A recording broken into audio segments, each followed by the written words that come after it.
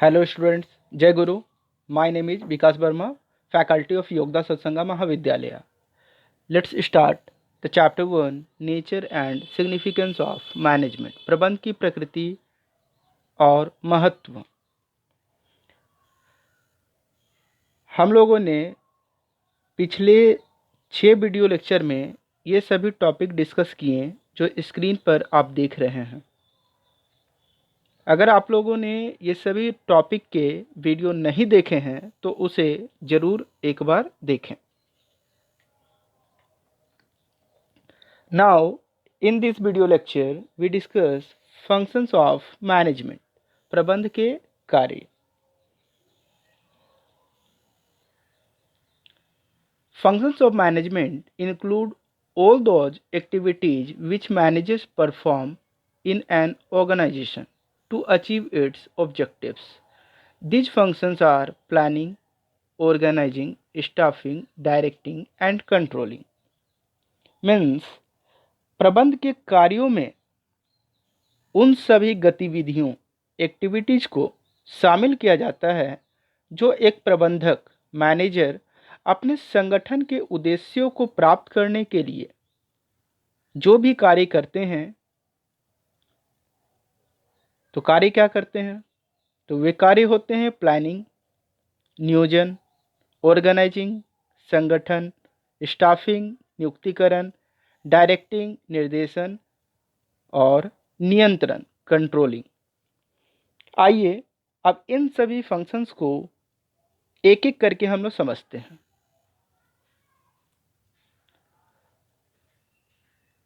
यहाँ पर देख रहे हैं फंक्शंस ऑफ मैनेजमेंट का डायग्राम है कि functions of management 5: planning, organizing, staffing, directing, controlling. Directing 4: supervision, communication, leadership, motivation. Directing के ये 4 कार्य हैं। तो स्टार्ट करते हैं हम लोग planning. Planning is the function of determining in advance what is to be done and who is to do it. This implies setting goals in advance and developing a way of achieving them efficiently and effectively. Means नियोजन अग्रिम advance में निर्धारित करने का कार्य है कि क्या किया जाना है और किससे करना है। इसका मतलब है कि पहले से लक्ष्य निर्धारित करना और उन्हें कुशलतापूर्वक और प्रभावी ढंग से कैसे किया जाए उसका एक रूपरेखा परफॉर्मा तैयार करने से होता है। साधारण शब्दों में कहें तो कुछ करने से पहले सोचना, think before doing anything.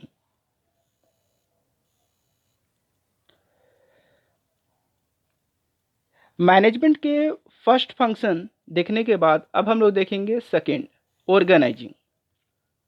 Organising is the management function of assigning duties, grouping tasks, establishing authority, and allocating resources required to carry out a specific plan. Management के फर्स्ट फंक्शन प्लानिंग को कार्यरूप देने के लिए मीन्स जो हम लोगों ने plan तैयार किया को कार्यरूप देने के लिए कार्य भूमिकाओं का एक ढांचा, वर्क स्ट्रक्चर बनाना तथा उसे बनाए रखने से है। कार्य भूमिकाओं, वर्क स्ट्रक्चर के इस ढांचे को तैयार करना ही संगठन कहलाता है। संक्षेप में कहा जाए तो इसमें की जाने वाली क्रियाओं को पहचानना, एक समान क्रियाओं का समूहीकरण करना, मतलब जितने भी एक जैसे कार्य होंगे उनको एक ग्रुप बना देना, एक ग्रुप में डाल देना और विभिन्न विभागों की रचना करना, डिपार्टमेंट्स का क्रिएट करना, बनाना। साथ ही संगठन में अधिकार, अथॉरिटी और दायित्व, रेस्पॉन्सिबिलिटी के संबंध की स्थापना की जाती है। कहने का मतलब है कि डिपार्टमेंट बनाया गया और कौन सा डिपार्टमेंट किस डिपार्टमेंट को रिपोर्ट करेगा, मीन्स कि कौन टॉप होगा, कौन मिडिल होगा, कौन लो होगा, ये डिसाइड करना ऑर्गेनाइजिंग में होता है। आइए अब तीसरा फंक्शंस ऑफ मैनेजमेंट देखते हैं, staffing. Staffing involves finding the right people for the right jobs. This includes preparation of human resource plan, recruitment, selection, placement, training and development, fixing the remuneration of personnel, handling employee grievance and maintaining good industrial relations. Means staffing का संबंध सही कार्य के लिए सही व्यक्ति को ढूंढने से है। संगठन के उद्देश्यों की प्राप्ति के लिए सही योग्यता वाले सही व्यक्तियों को सही स्थान एवं समय पर उपलब्ध कराना है। इसे मानव संसाधन कार्य भी कहते हैं, ह्यूमन रिसोर्स। तथा इसमें कर्मचारियों की भर्ती, रिक्रूटमेंट, चयन, सिलेक्शन, कार्य पर नियुक्ति, अपॉइंटमेंट एवं प्रशिक्षण, ट्रेनिंग को शामिल किया जाता है। Now, directing, fourth functions of management. Directing involves leading, influencing, and motivating employees to perform the task assigned to them. This requires developing an atmosphere that encourages employees to perform the task assigned to them in the best possible way. Management का तीसरा कार्य तक संस्था में विभिन्न पदों पर व्यक्तियों की नियुक्ति कर दी जाती है। अपॉइंटमेंट कर देने के बाद भी तब तक कार्य स्टार्ट नहीं होगा जब तक उन्हें यह मालूम नहीं होगा कि संगठन में उन्हें क्या करने के उद्देश्य से नियुक्त किया गया है। और मैनेजर इसके लिए उन्हें संदेशवाहन मीन्स कम्युनिकेशन के माध्यम से बताता है कि उन्हें क्या क्या कार्य करना है। जब एम्प्लॉय अपना कार्य स्टार्ट कर दें तो मैनेजर का रिस्पॉन्सिबिलिटी है कि उनका प्रॉपर तरीके से गाइड करते हुए अच्छा नेतृत्व मीन्स लीडरशिप प्रदान करे। फिर जब एम्प्लॉय मैनेजर के डायरेक्शन में कार्य करना स्टार्ट कर देते हैं तो मैनेजर सुपरविजन समय समय पर करते हैं। इसके बाद मैनेजर का एक और दायित्व होता है कि समय समय पर एम्प्लॉय को मोटिवेट करे ताकि कार्य अच्छे से हो पाए। डायरेक्टिंग के अंतर्गत 4 क्रियाओं को शामिल किया जाता है। नंबर 1, सुपरविजन, पर्यवेक्षण। It refers to monitor the progress of routine work of one subordinate and guiding them properly, जिसका अर्थ अपने अधीनस्थों सबऑर्डिनेट के डे टू डे के कार्य की प्रगति की देखभाल करने एवं उनका मार्गदर्शन करने से होता है। नंबर बी, कम्युनिकेशन, संदेशवाहन। It refers to an art of transferring facts, ideas, feelings etc. from one person to another and making him understand them.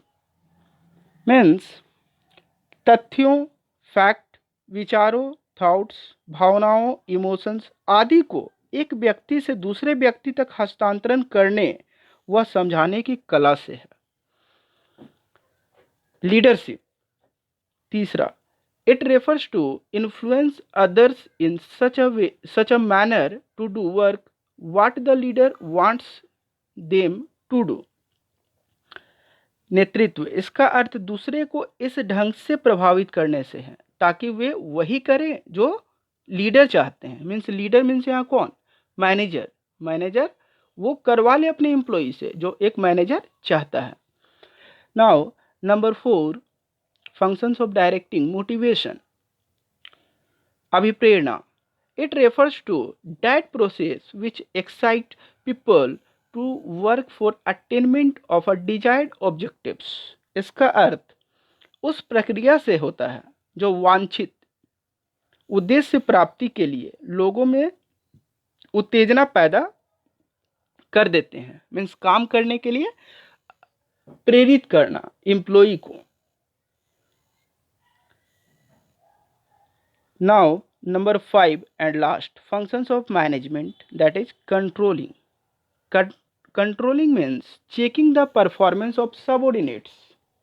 A superior must see how far his subordinates have performed their duties. If the performance is unsatisfactory, reasons have to be found out for taking remedial measures. इसका अर्थ वास्तविक परिणामों को सोचे गए परिणामों में लाने से होता है। कहने का मतलब है कि प्रबंधक यह देखते हैं कि कार्य निश्चित योजना के अनुसार हो रहा है या नहीं। अगर जैसा सोचा गया उस तरीके से हो रहा तो ठीक, यदि नहीं तो वास्तविक परिणामों का पहले से निर्धारित प्रमापों के साथ मिलान कर विचलन डेविएशन का पता लगाकर आवश्यक सुधार के लिए अधीनस्थों को सुझाव देकर उसे सोचे गए परिणाम में लाने से होता है। Thanks for watching.